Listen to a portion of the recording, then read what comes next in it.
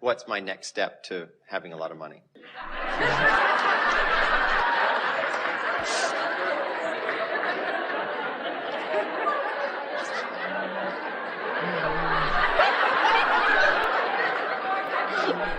Hopefully you'll marry someone really rich.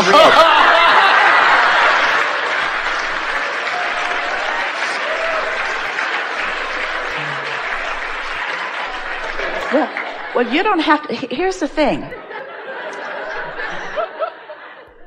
Are you getting it that the next step is always the same thing, get in the vortex? Are you getting it that it's not only the next step, it's the only step we've got? It was hardly worth $195, was it? It's all we've got. Just get in the vortex, because when you take the time to get into alignment, you become a cooperative component. All the cooperative components then begin to reveal themselves to you.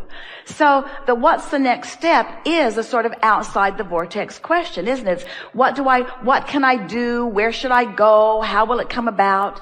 And we say, all of it is already, this is the thing that we know so powerfully, that we want to find a way of conveying to you so that you will begin to feel it too. But words don't teach. It's only life experience that teaches.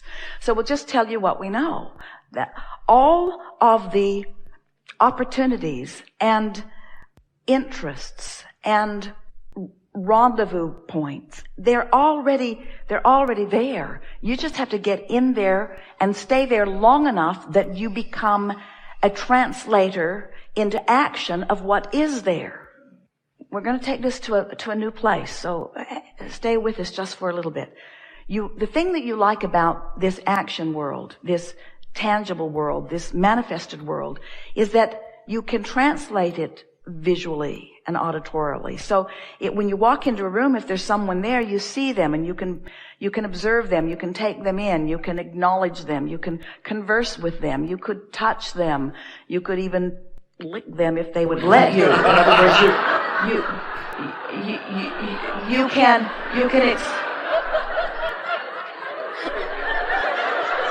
don't do it unless you're sure you're both in the vortex. But there is a satisfying experience in the tactile tangibleness of this manifested world.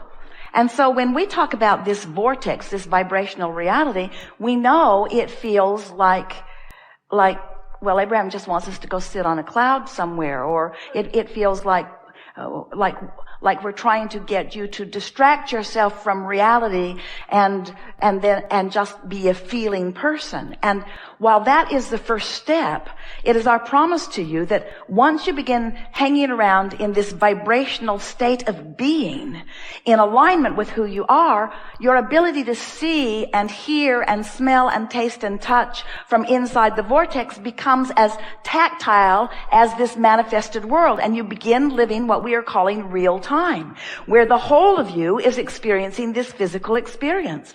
It's not accurate for us to say that mostly physical is outside the vortex and mostly non-physical is inside the vortex, because it is absolutely possible to be physically focused and be predominantly in the vortex. And the younger you are, the more you know that possibility and the more you resent every moment that you're not. In other words, that's why you take it so hard when you're not, because you still have that cellular memory even that things are supposed to go well for you and that you're supposed to feel good. So what we're wanting to convince you of is that this vibrational state of being will become as vivid and as real and as touchable and hearable and seeable and smellable and tasteable as anything that you know in your physical manifested world. It will manifest. In other words, things do manifest in the vortex. That's what we're wanting to say to you. You can make things manifest. You can allow things to manifest. They're already in the vortex and they are not yet manifested because, they're not yet manifested because you're not yet there to translate them into the manifestation.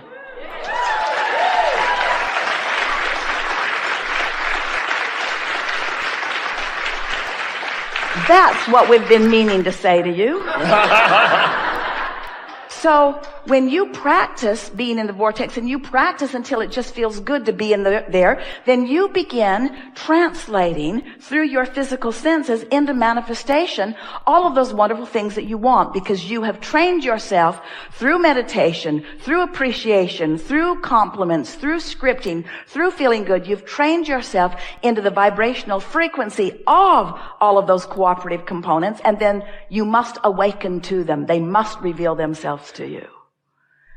And other people watching you in your manifestations will not know how you've accomplished it. In other words, you're watching people living their manifested vortex all over the place, and to you it just looks like they were lucky or they were in the right place at the right time. You have no way of knowing what they accomplished or how they did it vibrationally. Sometimes they're just born into a family that thinks that way, so they think that way early on. But it is so much more delicious to be born into contrast and to feel your vortex full of wonderful stuff, and then to figure out how to get in there, and then to deliberately stay there so that you get to be there in the conscious discovery of each unfolding. Because, you see, it's not about wanting something and snapping your fingers and there it is. That wouldn't be satisfying. The fun thing is to carve it out of contrast and put it there, and then mold yourself into alignment with it and feel yourself getting closer and closer to it, and then watch step by step all day long as the components that are cooperative to you begin to reveal themselves to you in a string of never-ending, always unfolding, delicious life experience. It just does not get any better than being physically focused and consciously understanding what creation is all about. Friends, we have taken this law of attraction discussion into a place it has never been before. Yes.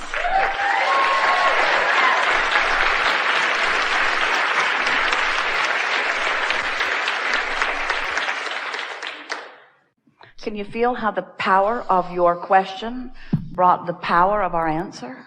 Don't you love knowing that there is another side to all of that you're wanting to know? Don't you love knowing that it's there? And doesn't it make you just want to go in the vortex and discover it? Do you believe in the existence of this vortex? Is it a place? Can it be?